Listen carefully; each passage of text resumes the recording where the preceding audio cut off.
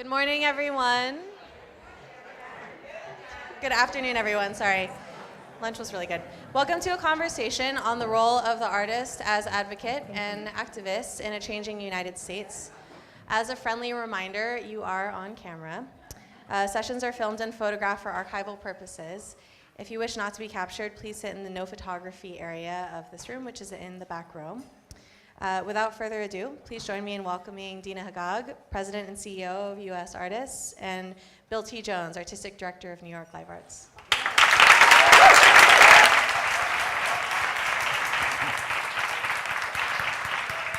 Hello. Are you on? Am I on? Yes. Yes, I am. Okay. Hi. Good afternoon, everybody. Thank you for having us. Thank you to Dance NYC. Thank you to Bill for making time to speak with me today here. I want to just sort of maybe structure the room a little bit before we get started. So I'm going to dive into a conversation where I explore the depths of Bill's brain.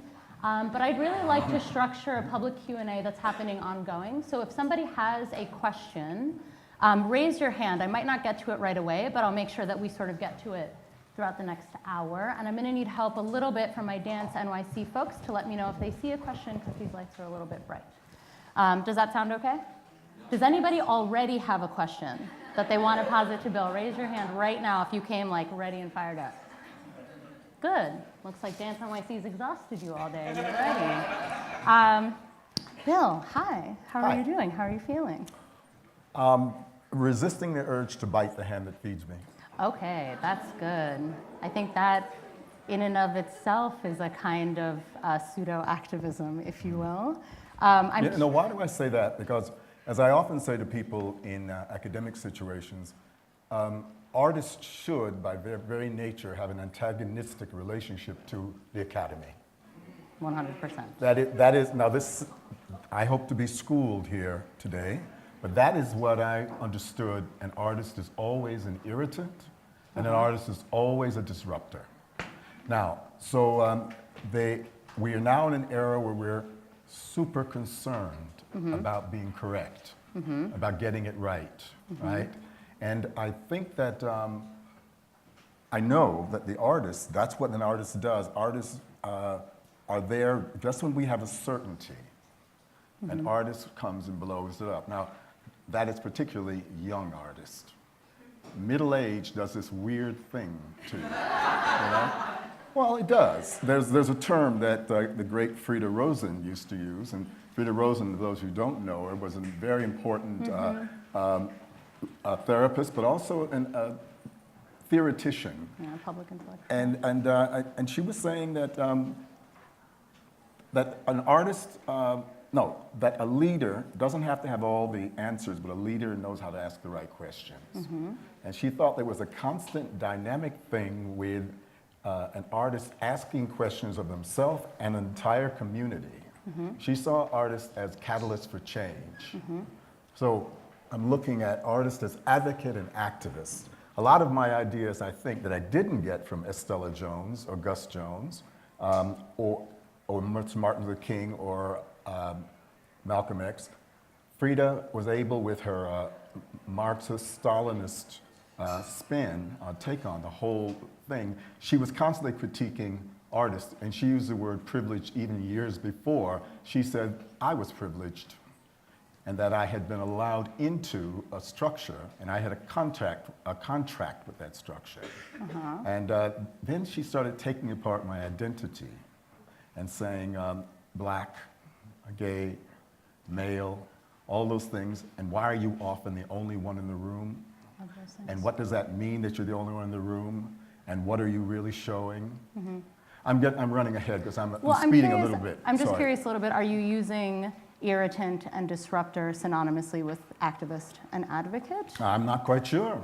And I'm curious also, I mean, within the framework of your career as someone who was labeled an activist, not by your own choosing, but by the establishment as a direct result of the identities that you occupied and the various publics that those identities spoke to. So One more time, please. Once again. Yes, can somebody turn my mic up a little bit? Can you guys hear Bill better than me? Yeah, can somebody turn my mic up just a little bit? It's muffled. Muffled. Better? Muffled. Better, better, better? Ari and I had this discussion about where the microphone should be. Yeah. So, how are we doing?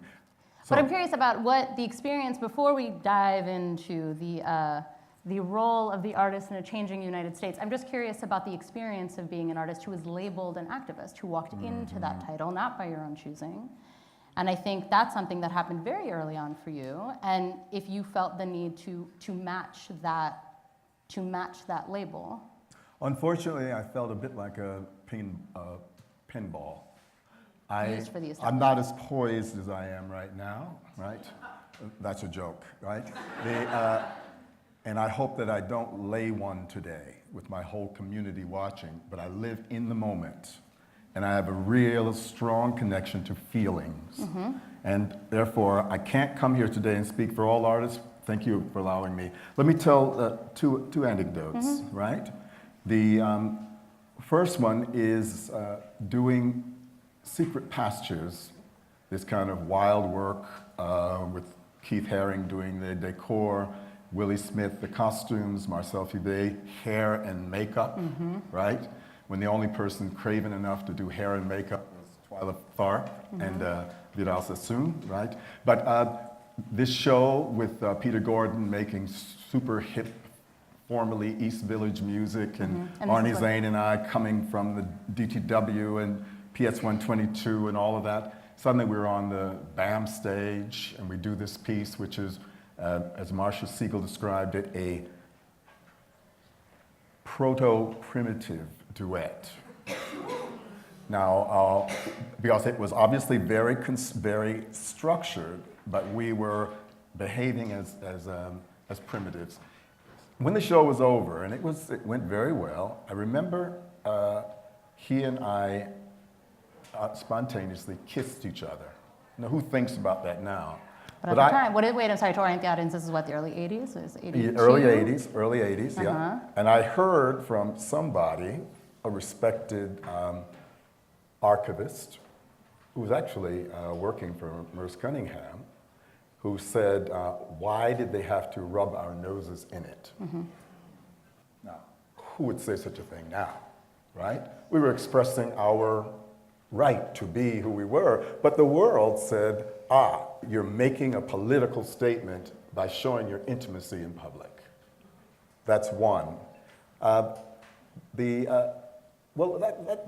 an example. And around the issue, Arnie Zane becoming ill and dying.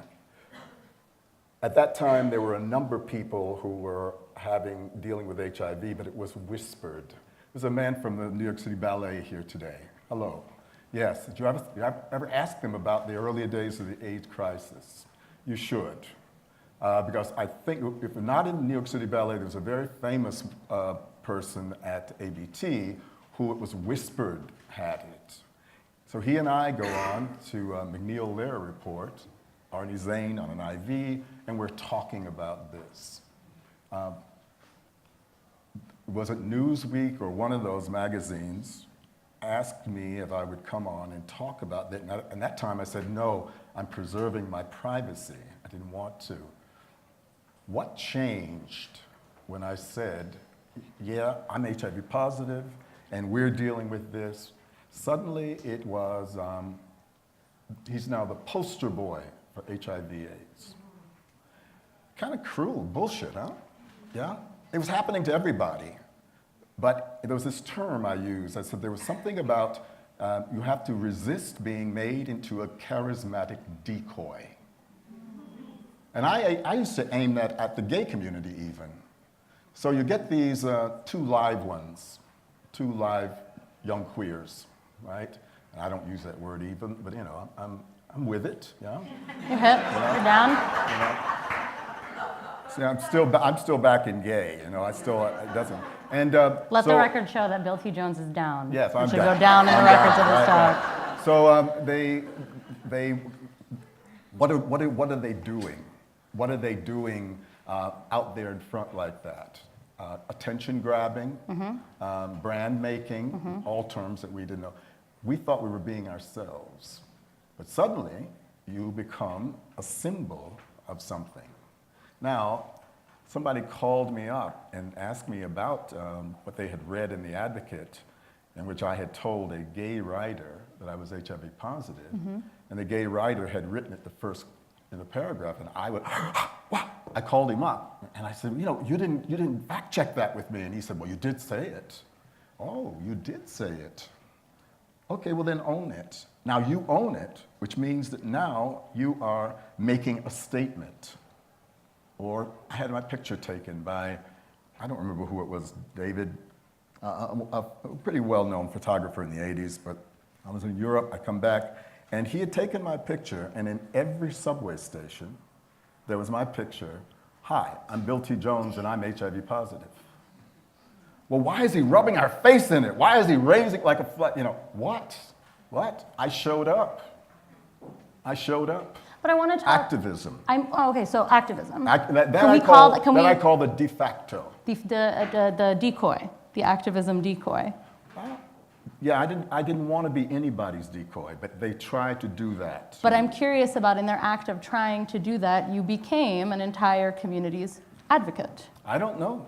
So I'm curious a little bit about the effects you think you've had by coming out, by your own, again, doing or not, and the effects I think I'm the wrong person to be asking that question of. Why? How can I say what the effect is? But surely you must, the difference between doing the work you were doing in the early 80s into the 90s and today, the world has changed, touching a little bit on our changing United States. Things have moved. And I'm curious about taking a moment to understand your role in that, your entire generation's role in that, and how today, perhaps what you just said about emerging artists, their propensity or capacity to shift and shape and move things, and where do you see yourself within that framework? Which, yes, hi, I'm Bill T. Jones, and I'm HIV positive. There's someone in which you were rubbing their face in it, but there's another person. Kissing the man I lived with on the mouth. Exactly, but there's another person that advocates for, right? Such as myself and my generation, it advocated for us. It allowed us, I think, in many ways, to see queer bodies of color in a public space, that we're doing the things they love to do, and it allowed a possibility for our bodies to also occupy that space eventually. And that's the art historical record. That is the art historical record. Are you talking to an artist, or are you talking about an icon or an art historical figure? Because I am not the person you're speaking to. You should actually have a talking head up here. So I'm curious about what it means to the artist, and to when, you. And what it means to the artist when. Well, what does it mean to you today? When you're young, and you're just doing, and you want to be fierce, and you want to be honest, you're fighting and you're tooth and nail. pursuing beauty, yeah, and you're pursuing complete candor, and you heard, free at last, free at last. Thank God Almighty, I'm free at last. You heard that as a child. What does freedom look like? What does freedom feel like? Now go do it. Now that's what I thought. I thought, isn't that what we were all doing? Particularly, I thought artists always did that, I thought. But then when the shit starts, and the name calling starts, and the professionals began to weigh your value, that's why I'm saying I wish that when I was a younger artist, that I'd had more distance from it. That, it makes us, this system makes us cynical, manipulative, and belligerent. All right, description of what a progressive artist should be. Yeah, I don't know, don't you believe that? The artist is the one that's supposed to throw down. The artist is the one that's supposed to be unsafe to be around, right? Isn't that this whole thing about today here, right? So, now I tell you, I'm a little racing, so you have to keep reeling me back in. How can I morph? What I don't want us to do is run to this surety of where we are now. I think it's most useful when we talk about that place which is in the moment, when we're unsure and something is coming out. Now, let the art historians, the critics, decide what was that you did and why was it important.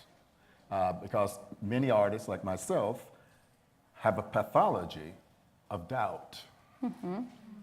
And they don't pay us very much. No. And therefore, you are out there giving your gut for what? Free at last, free at last. Thank God Almighty, I'm free at last. Oh, well, he died for it. Do you feel like maybe there needs to be a conversation, and I'm curious again, not necessarily what is the role of the artist, but what is the role of the establishment, the historian, and the critic when it comes to contextualizing I'm not advocacy? even sure if we need more conversations. You think that that needs to end? But I don't, not end. I'm not here about absolutes today. If anything, let's hang out and jam together, right? I don't know about absolutes. What is the purpose of criticism? Criticism, as I understood it, the critic has several functions. One is a consumer advocate. Mm-hmm. This is a faulty product. This is the best value. The other is a kind of historian, putting things in an order so that the rank and file can understand what we mean by a development in an art form. Mm-hmm. And then another one is a historian. This is what happened, and this is its significance. So when we're talking about, let's say, criticism, what is it that what do I think it is for now? I think all those things are noble. I have a lot of empathy for the publishing industry, the newspapers and so on. Mm-hmm. Every time I have a lot of my differences with people who are writers, but I applaud them that they're every night in a theater somewhere doing this esoteric thing, which is looking. And then they're supposed to be polished, informed intellectuals that will take that looking and do one of those three things. And maybe the greatest one might be the history part. Yeah, but what happens if they don't know what they're looking at? Oh. Which tends to be... Well, what happens, ladies and gentlemen? When they don't know what they're looking at. Now, are you kind of trying to bait me into being right? Yeah. No, we're above that. Let the record show that he is down, but I am trying to... I'm trying to rile you up. Come on! Does anybody have any questions we need to check in before we keep going? Anybody? I have a question. How dangerous can we be? How many emerging artists are in the room? I'm just curious. How many are higher? Much, much higher. Okay. All right. How many artists that consider themselves mid-career, however you choose to define that? All right. And how many dare say that they are established? Where are you in the room? Established. Yes. Hello to our elders. Hello. Oh, how many established artists in the room? 2. Oh, wait, no, 4. Maybe 5. I can't tell if that's a hand or someone's napping.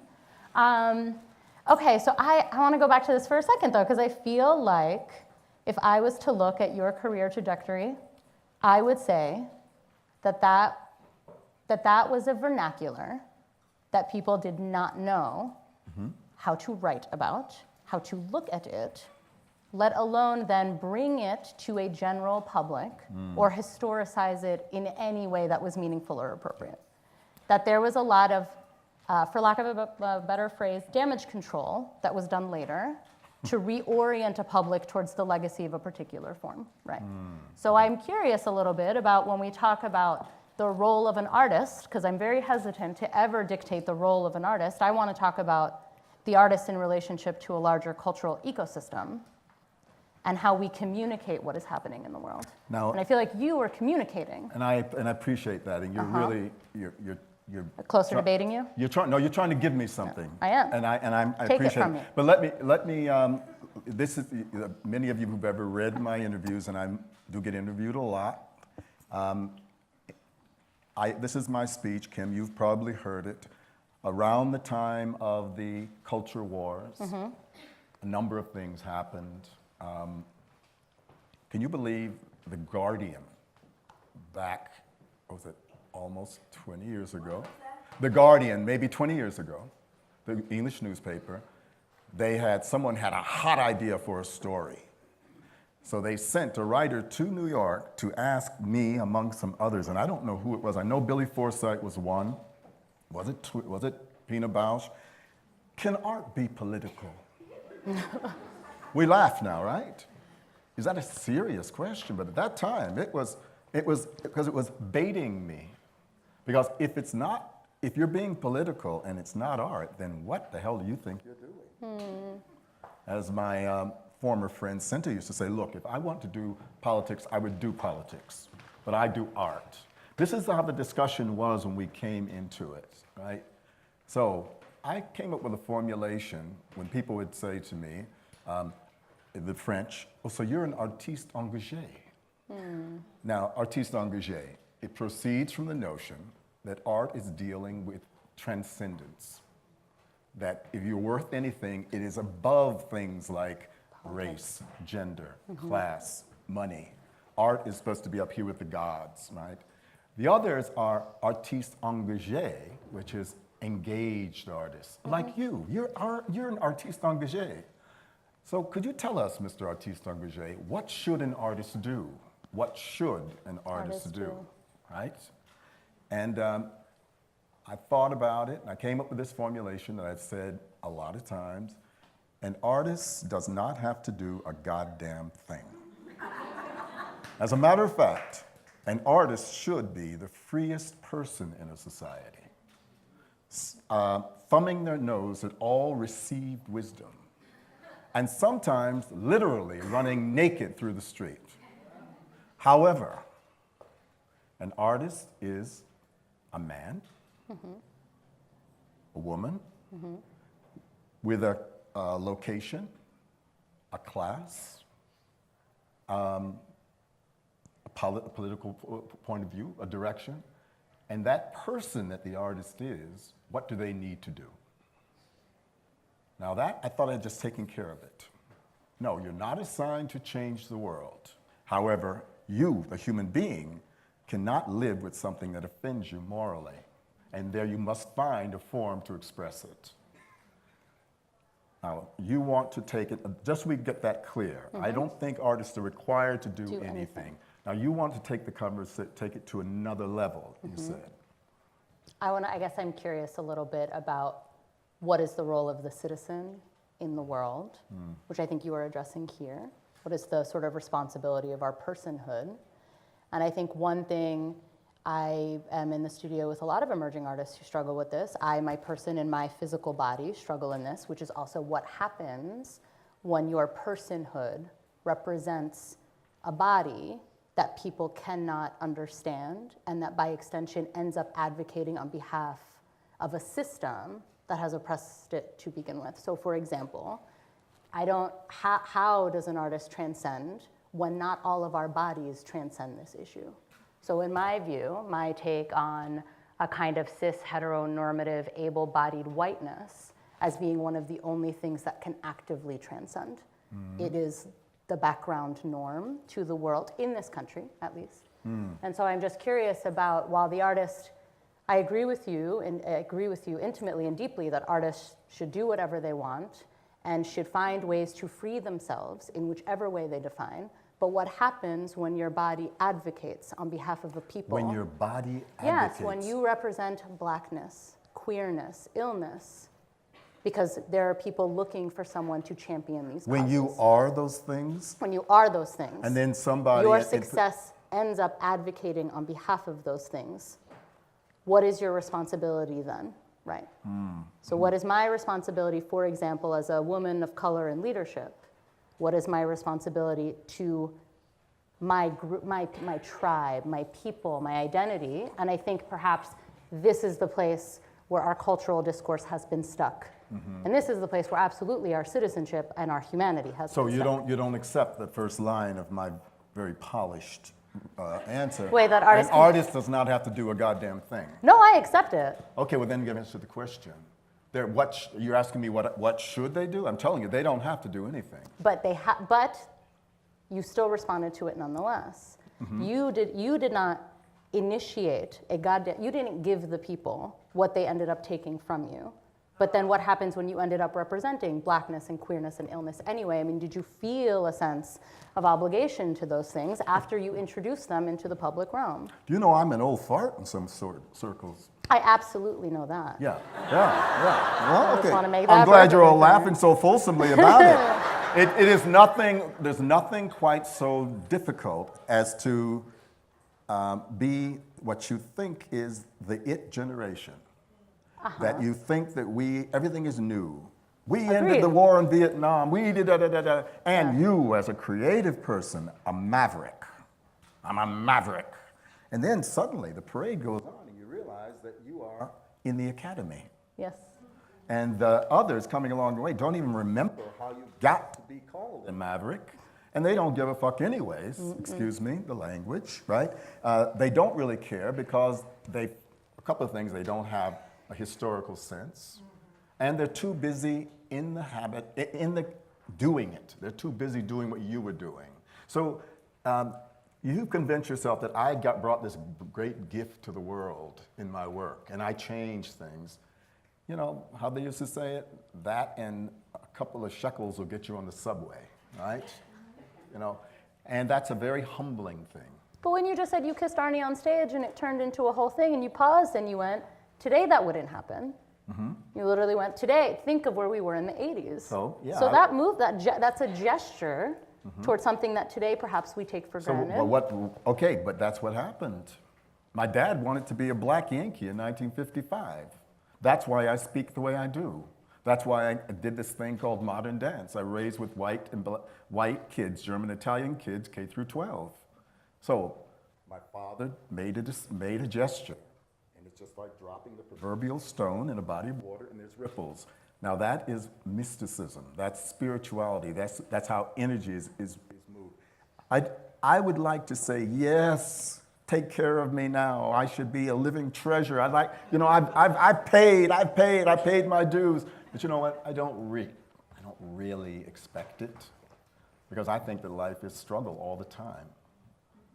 And so I'm not quite sure. Yes, he and I innocently, showily kissed on stage. I'm proud of that. But where are the young queers? They know that? Yeah, they know that? And do they know what it meant to be the lonely black in the avant-garde? You know? I was talking to B.B. Miller the other day about this thing I talk about all the time. Early 80s, she was with Nina Wiener performing at the Kitchen. Yeah. And I had not seen a black person in any of these dance concerts. I was so excited. I went backstage and said, "Who are you? Who are you?" And she and I laughed about this the other day. I think we were laughing because her face was, like, "Whoa, what's your problem? Why are you so excited?" I was lonely. Okay, now we just had the white folks in this room. We had the black folks in that room. A lot of, not black folks, I'm sorry, people of color. They can even group us all over there and over here. Ironic, huh? Yeah, because I was with my people over there. I don't know, my people, I'm an alienated son of a bitch. And that's what, back to this question, and I don't know if it's me or what I think an artist should be like. Who are my people? The world is my people. That's sarcasm, huh? Yeah. But it could go both ways. Actually, peace on earth, goodwill toward men. I believe it, but sometimes I want to feel something that I'm not allowed to feel. Where do I come from? There's a young woman, beautiful young woman, young dancer. She reminds me of a time when I was probably pontificating at a similar event like this, and I made a statement which I've been known to make. I said, Arnie Zane and I never wanted to be a member of anybody's ghetto. We didn't want to be in a gay ghetto, we didn't want to be in an art ghetto, and we didn't want to be in a black ghetto, right? And she was pushing me on that, at least today, and I was saying it's about a distant echo of what used to be called the question around what was black dance. And black dance for a while, I don't know where it is now, we even use that term, was about somehow they're voicing or articulating the trauma narrative. That had to be in the DNA of everything you did, and then it's black, right? So, I'm sorry, I'm stumbling on all of my old stories and tropes, but you'll pull me back in. The future of black dance, back one Saturday morning at the Brooklyn Academy of Music, when they invited, I think when we had Tally Beatty, Carmen de Lavallade, George Faison, a few other important persons, and I, the young Turk, who actually is a member of a famous interracial couple called Bill T. Jones and Arnie Zane, but I was invited to be the future of black dance. And I say something, I still feel it was a valid thing to say. I say, well, look, first of all, my work can be like Proust describes in La Recherche about the space between two clouds. Yes. Well, I said, I am an artist first and I'm black second. The room exploded. The room literally exploded. And I was told that, well, I know at that moment, Rod Rogers got up. He was completely exercised. Pearl Primus came down to the edge of the stage, the great Pearl Primus, and she said, go tell him, Rod, people have died for it. How dare he say that here today? And she came down and she said, young man, you will regret this. And she turned 1, 2, 3 times, pointed at me. Percival Board is turning in his grave now that you came here today and said that. What? Now, what was she saying? You know, you have betrayed the civil rights struggle. Yeah. Because you are a black person, right? And I thought, oh, I'm a free person. So what is it? Do you still feel that way? A free person? No. Do you still feel like you would say that exact sentence? No, I today? would most certainly not say it. Why? No, why? No, because I think that there is an important discussion and a spiritual practice in identity questions on this planet. Why? I don't think men and women are the same. And I don't think all of our experiences are the same. And there was something that I was sold in the School of Modernism that taught, It flattened everyone. well, John Cage said, the more an artist gets out of his work, the more room there is for others to get in it. That's a bunch of crap. Well, not a bunch of crap. It isn't a bunch of crap. Have you stood in front of things that are completely inscrutable, and you have to wrestle with them? Mm-hmm. No labels, nobody to tell you. That is an important function of art and human experience. It's not the only one. We are now in a time where we're dealing with the scourge of white supremacy, misogyny, and we live in a country which is literally poisoning the world, right? So I think there is something to be said about an artist of conscience as a human being, finding a way to bring those differences to the fore. Now, how do you make it swing like beautiful poetry? How do you make it rock and roll? How do you make it stop us still, with what did Anne Bogart call it? Aesthetic arrest. Oh, I'm a snob. I'm a snob about those things. Can you have the highest principles in terms of the political, social, but at the same time, what's your art? And you see, that's where they always get you. Yep. But back in the day, before they knew to be careful, they would say, yeah, well, the art's not very good, he's a politician. When you wake up tomorrow, you artists in the room, you look in the mirror. We know you're fierce and principled and all that. We know your gender and all that. But is your art good? And who's gonna tell you when it's good or not? And do you trust them? I said this to, I want to try to get this right with him, because I think we were at a talk following our MENA region Live Ideas Festival. And I was saying that my concern, they were talking about being colonized people in Africa and the Middle East, and I was saying that, well, look in New York, why are there no black critics at the New York Times?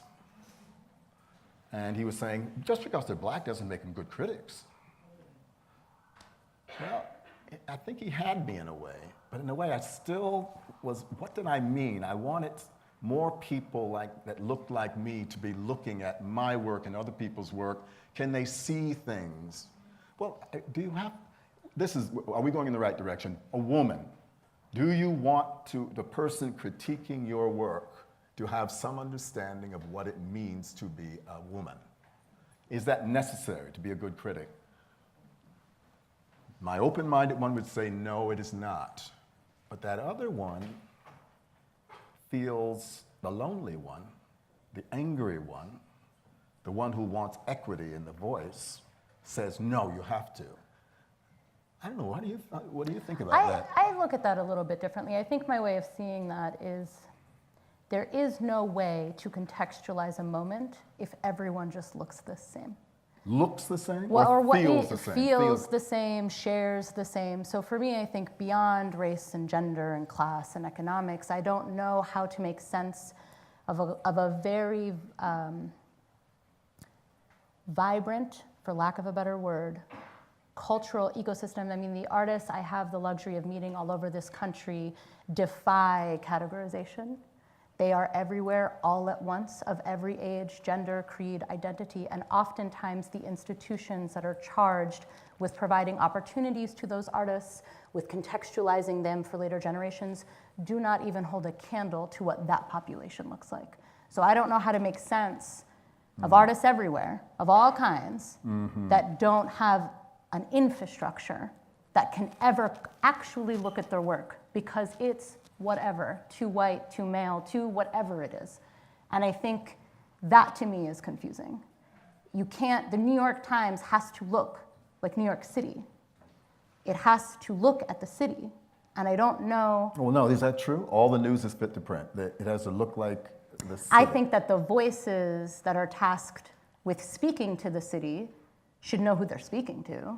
And you don't think you can do that if you're a good white liberal educated at Bard College? I think it's a lot to put on a good white liberal educated at Bard College, to say, know how to look at all of it, and then also know how to write about all of it.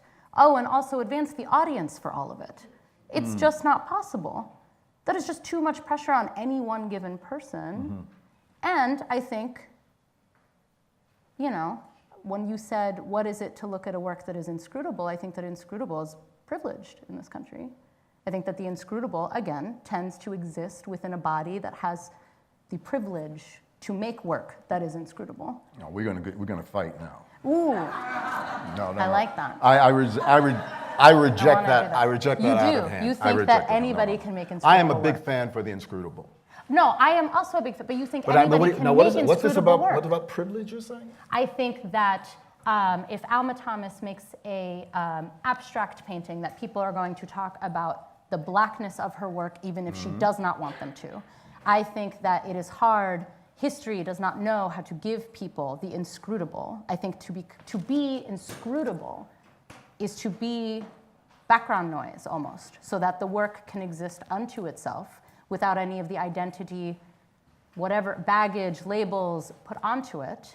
And oftentimes I think that it has tended historically to be white artists that are afforded that privilege. Oh, I don't think so. You don't think so? When Louis Armstrong dropped that sheet music, supposedly, and he didn't have the words, so he just began to make it up. Scooby-da-da-da-da-da.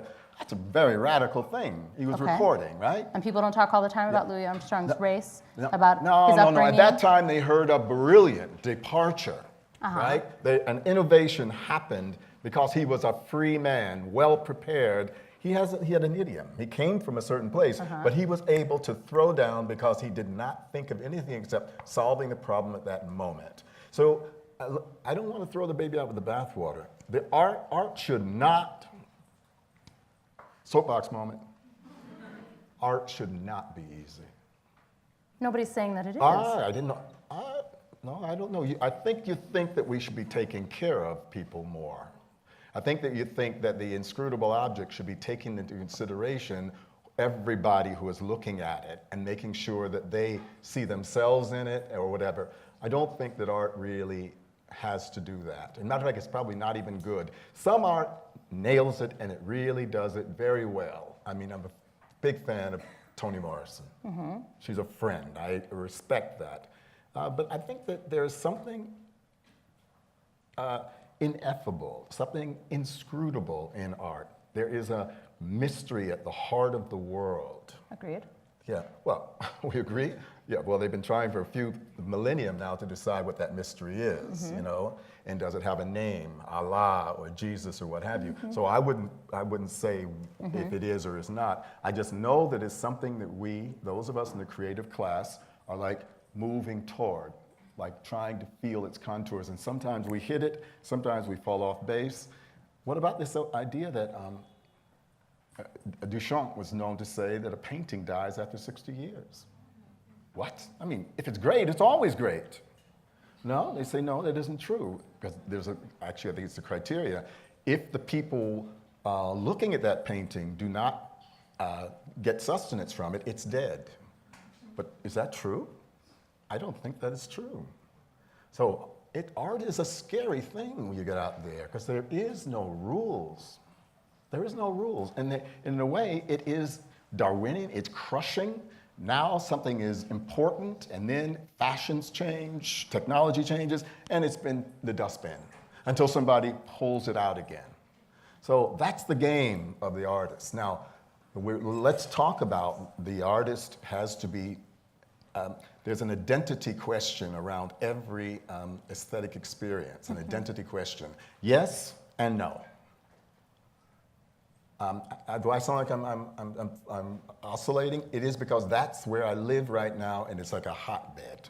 It's like the coals under the feet, you know? I want to make something beautiful, but I want people to know that I have been offended by slavery. But I want you to get with me, though. I want people to know that venting right now is coming from some place which it might look immoderate and ill-conceived, but that's where you live too. How dare you tell me where I live? Well, I don't have any right to do it other than I have the chutzpah to do it. And that's the artist's game. Now, make it and get the world to pay for it. Yes, now that's it, isn't it? Let me tell you my Roseanne Spradlin story. Roseanne Spradlin, really very important artist. She, at our Live Artery, she did a work. I think it was premiered at the Joyce initially. Lar Lubavitch actually curated that. Kudos to the Joyce and to Lar. I hadn't seen the work. And she and I are standing there, and she said, well, it's my take on politics. It's my way of doing it. I thought, oh, that's interesting. What you do, the first thing that happens, you hear a scream in the dark. And then there is a man, who happened to be a black man, crawling. And then there's a white man. They come out and they go through, see, I'm defining them racially. And they're doing this strange thing, partnering, you know, roughhousing. And then a woman comes out carrying an incomplete ballet bar, but she holds it in a provocative way at one point. It's up like you know what, right? A Turkish woman, Aslı Bubul, who used to be in my company, she's doing. Then they put it together, and they did a bit more. And then the thing that got me was at the last, oh God, what was it, last 15 minutes of it, Janet? Last 30 minutes, they have 4 of those bars, and they are moving them from upstage to downstage, upstage to, and every time they put them down, you notice after a while, I'm so desperate, I don't think I can handle it. But I noticed that it's inching. It's inching. I said, oh shit, she is going to move those things all the way across the stage. And once a thing happened, I got, as my mother used to say, in the black church, you get happy, you know? I got happy. The idea. I'm apprehending the idea. But my God, it was hard work, you know? So this was something among my staff. I said, we're talking about being this progressive place, about activism and so on.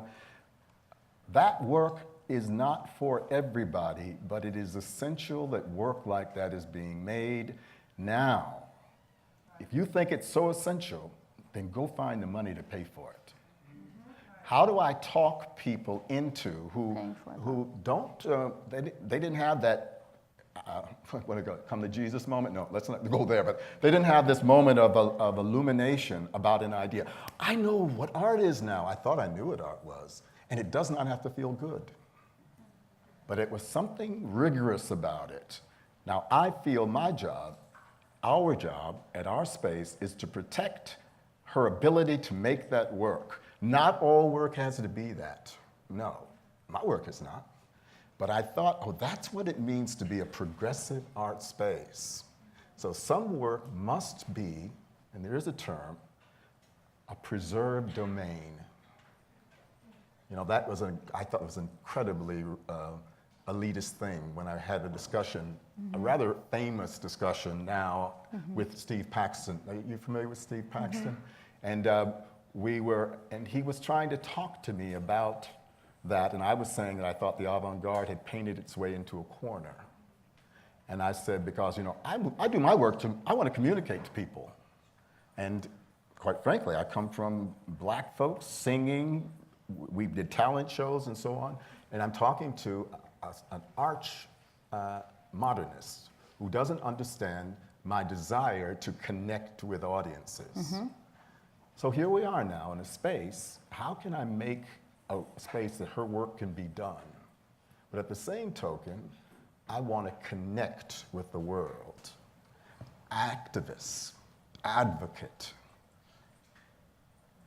I want to say, you know, New York, God damn it, and I'm proud of this conference today. I mean, the energy here, this is fantastic. This is the shit. You want to know what's going on that's really pulling the levers of our culture right now? You want to know where the honest people are, the workers? Come hang out at Dance NYC. Come listen to the discussions. Now, fantastic. Now, where are the deep pockets in the room? We have these funders previously, before we came in. I love them. I love the funders, right? Yeah. But how do I get them to love me consistently, right? So, activism, advocacy for what? Madness, that which has no market value, that which has to be explained and learned. You know, I'm that free at last. This is the old man speaking now. I am so confused now about what I do at these last years, my clear years. What am I advocating for? Social justice? Yeah. I think that's, considering what I've seen today, that's pretty under control. But what about the rigorousness of the aesthetic process? The rigorousness of it. And Bibi and Susan Retors was saying to me, or Bibi was saying to me the other day in our discussion, they did a wonderful show at our space. I hope some of you saw it. She was saying, well, Bibi said she felt it was a spiritual thing that they're bringing. How does spirituality work into this advocacy and activism? Is it enough that you move people and they feel differently? It was that wonderful, I hope she came in, the lady who was the moderator at the last event that I went to. She was, pardon? Ebony, oh, that's a sweetheart.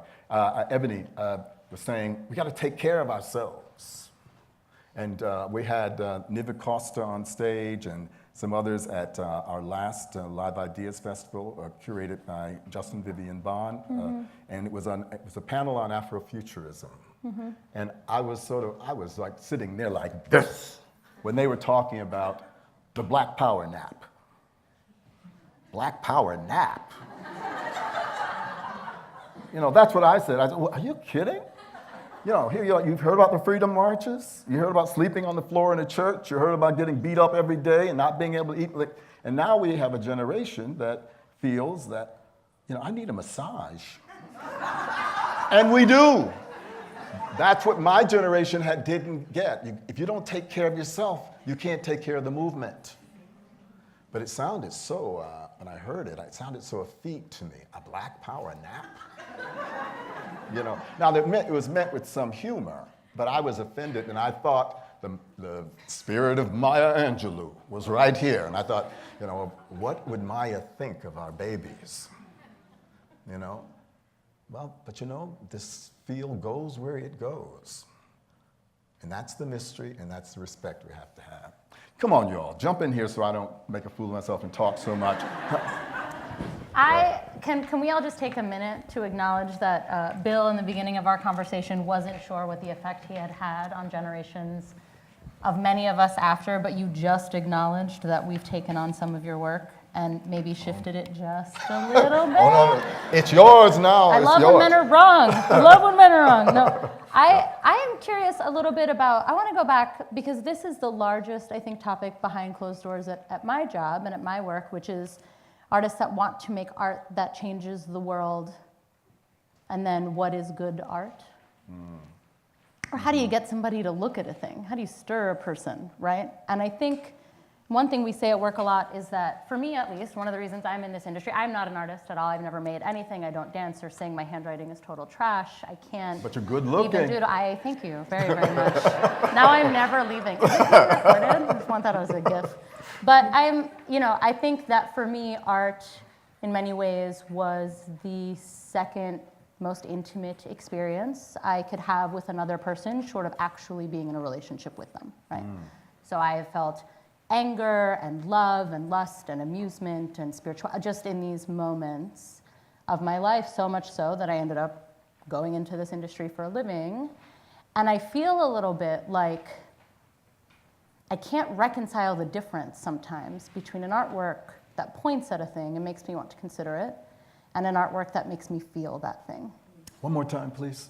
An artwork that points to a thing and makes me consider it. I'm in studio after studio with artists that are reckoning with the world around them, a world that deserves it and needs it, right? What is wrong with the world? Versus an artist whose work stirs me, even if I can't always identify with the experience of that person. And I only say that because I'm really taken with the spirituality question that you are positing. And I feel like the spirit, perhaps, of an artwork comes from someone who is telling you about themselves in the way that they know how. And I'm curious about that because I'm also now thinking about how does philanthropy and criticism and institutions, how do we receive that? How do we receive people telling us about themselves and then feeling confident enough to support that work because we feel it?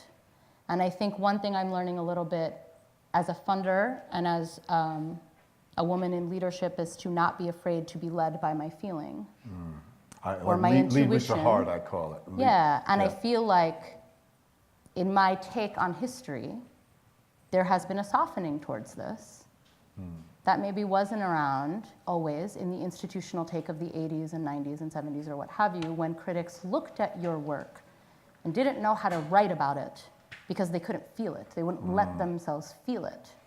And they needed to connect it with a rationale that is always outdated before we even move, because the world moves faster than the boxes we build for it, right? So I'm curious about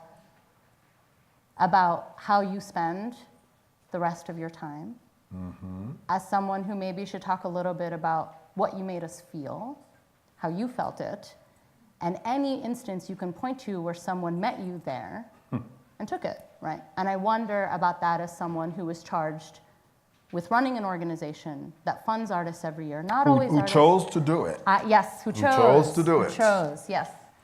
I did choose it, but I guess. Oh, I thought I was talking about me. We both chose Yeah, it. so we can't complain, right? No, I guess we can't. Yeah, Damn yeah, it. right. Yes. I love complaining in public. Well, No. it's eloquently put. Here I'm going to pull out another one of my quotes, and this is in Ronald Clotesey's book about Merce Cunningham. Ronald Clotesey, as I understand it, was married to Carolyn Brown, or is married to Carolyn Brown. Australia. Yes, and he's speaking to the great Lincoln Kirsten. Do you all know Lincoln Kirsten, who was the one that brought Balanchine to this country and so on, but who claimed to hate modern art, right? Kind of not quite true, but he claimed to.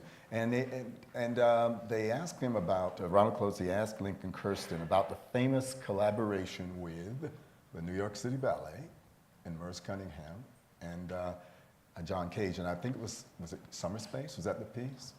And now let me get this right. It goes on, Gerson. He says, "East is east and west is west, and never the twain shall meet." And he said,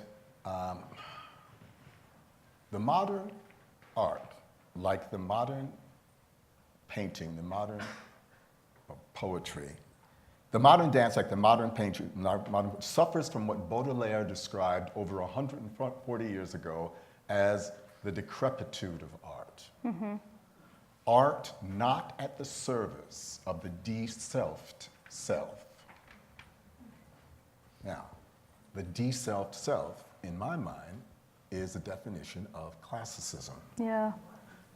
The de-selfed self. Get out of there.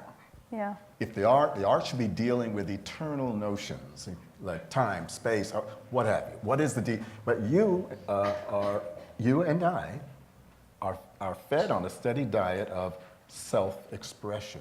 Mm-hmm. Now, I think to carry that, I think that the self is the only thing that stands the test of time. Do you think? Yeah.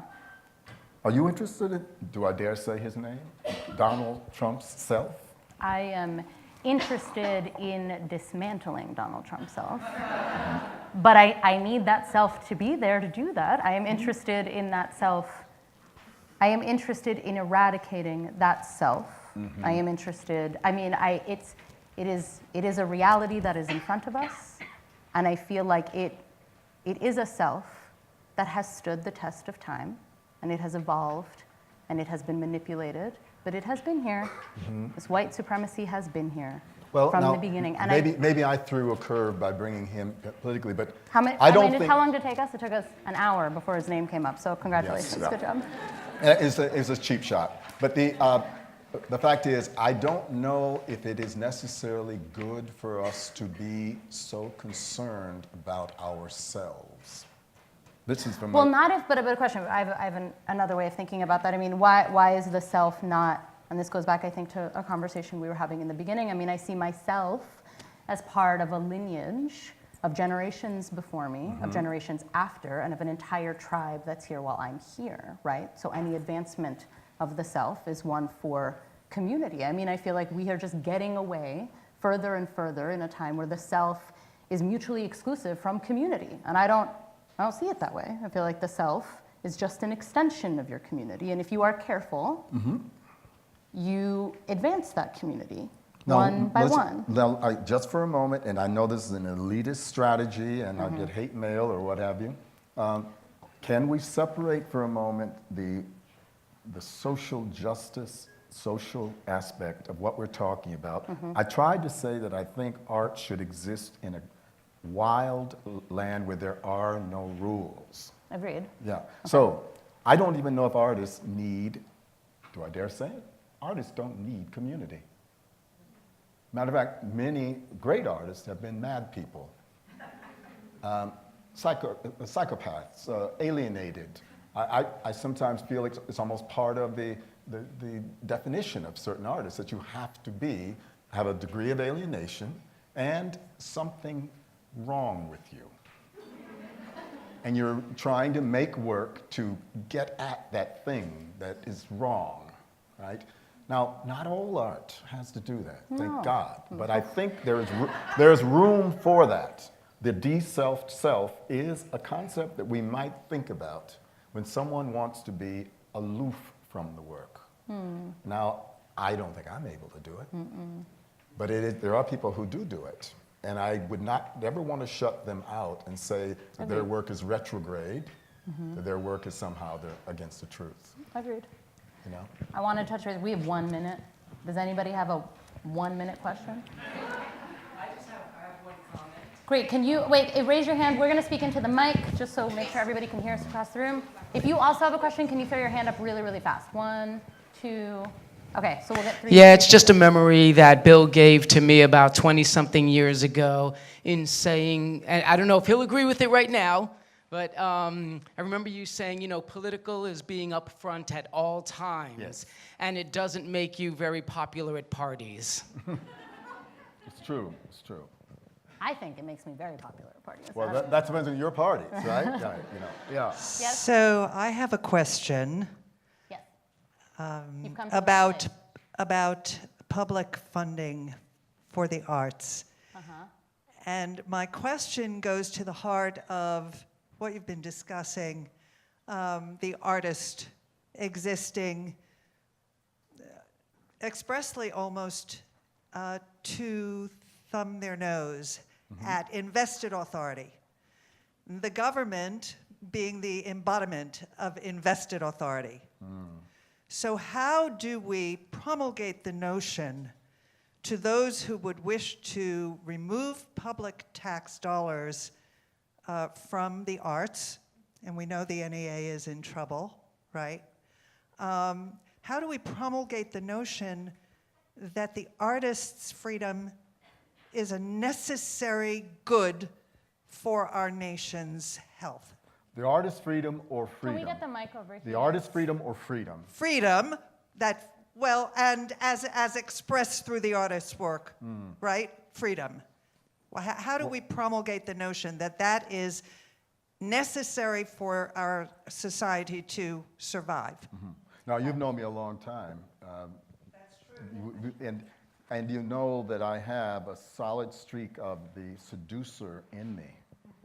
Some people only know me as the obnoxious one, but no, I didn't stay here by not knowing how to, smile, charm mode, take the shirt off, that look that could mean more, but actually just means, I hope you come see my show or give me money, Now, so the way I have done it, the way I'm trying to do it, we use everything we have to make what this thing is accessible to people to come and experience it.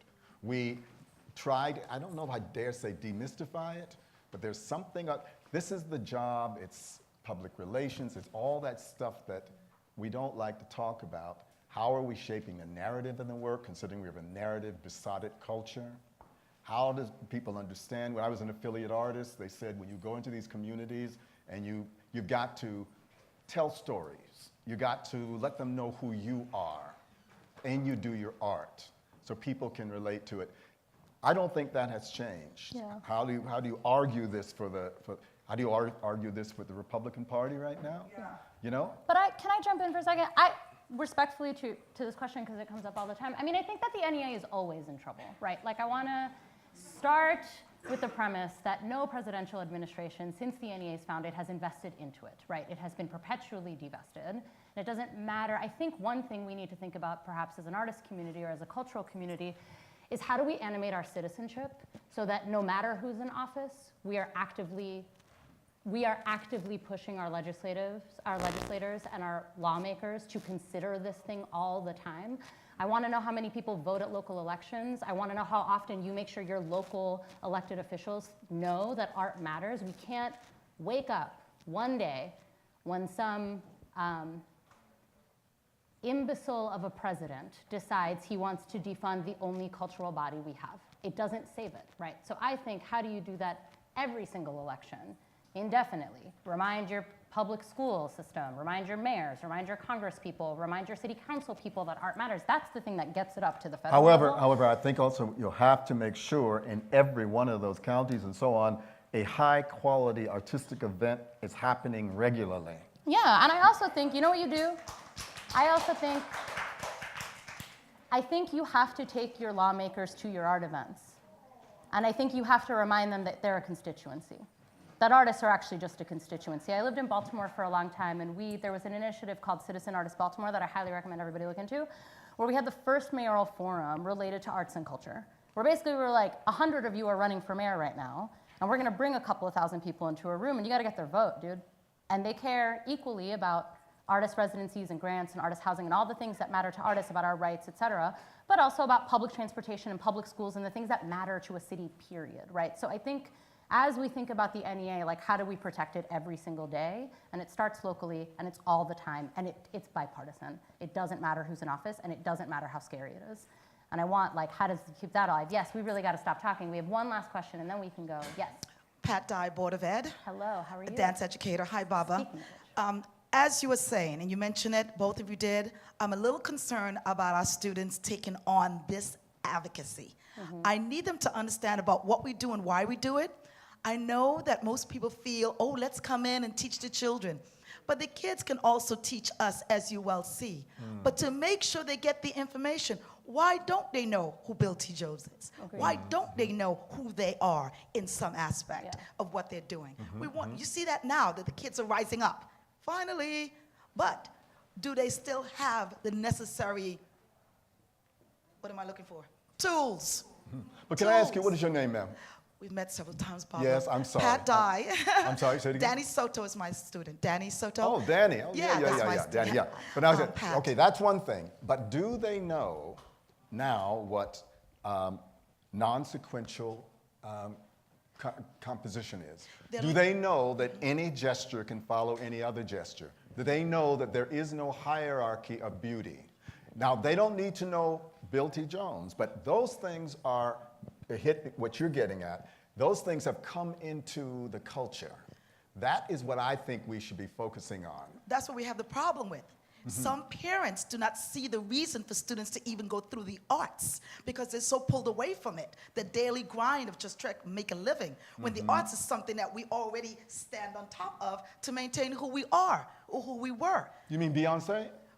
Listen, if she can make them start to read, I'm going for Okay, it. because you understand that they, in terms of reaching a lot of people, the pop world has us beat. Definitely. And there's something, now back to the central question, what do you consider the value of the work you make? How big does the audience have to be? How promoting does it have to be? Because if you don't want to get into that game, then there are enclaves that allow you to do very, very tough work, very, very experimental work, but you can't, that work is not going to articulate and turn into dollars. How do you resolve that? The pop people look at what happens in that world and they borrow from it freely, which is, what, are we complaining about it?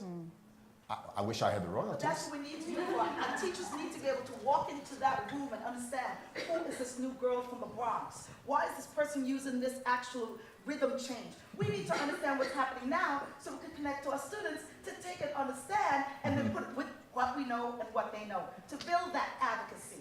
Because we're not all going to be here that long. Our kids need to be able to have that information to move forward with that legacy. Now, didn't you have a mentor though? I'm I gonna have mentors. pause. Yeah, I sorry. really just like anything on the word mentor, and I think that Dan Rice is going to kill us. Thank you very much, everybody, for joining us.